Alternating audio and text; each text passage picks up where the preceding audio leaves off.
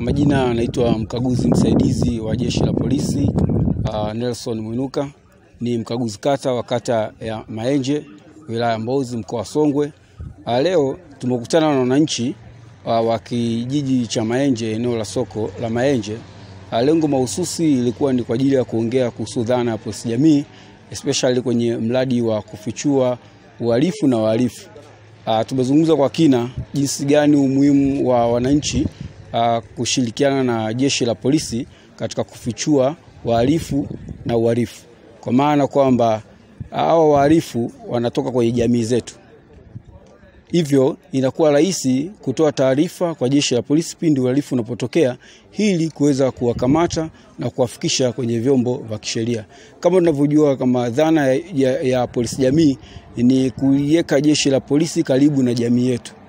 Hivyo mkutano huu leo umeleta tija kubwa, ambapo baadhi ya wananchi wamehamasika kufichua wahalifu, na majina yao tumeyachukua kwa ajili ya kuendelea na taratibu nyingine za kiuchunguzi, ili pale itapobainika wana hatia hizo, basi waweze kufikishwa kwenye vyombo vya kisheria ambapo ni mahakamani, ili kwa ajili ya kutafsiri sheria na hukumu kuweza kutolewa.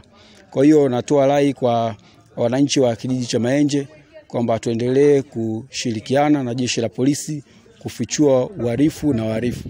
Kama ambavyo inafahamika kwamba mwanamke akiingia kwenye nyumba ya jirani, wananchi wote huwa wanafahamu kwamba mwanamke fulani ameingia kwenye nyumba ya jirani. Kwa nini isiwe hawa wahalifu? Kwamba uhalifu unatendeka, jamii inayozunguka ile eneo ipo. Kwa nini wasifichue haya matendo ya uhalifu kama wanavyofichua matendo mengine? Lakini kikubwa zaidi, nimefurahi sana au nimehamasika jinsi gani wananchi wa kijiji cha Maenje walivyokuwa wamehamasika kufichua wahalifu na kuonyesha kabisa kwamba wanachukia uhalifu.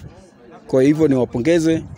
Mimi kama mkaguzi kata nitaendelea kushirikiana nao na kuhakikisha kwamba jamii yetu ya kijiji cha Maenje na kata nzima ya Maenje inakuwa salama. Asante sana.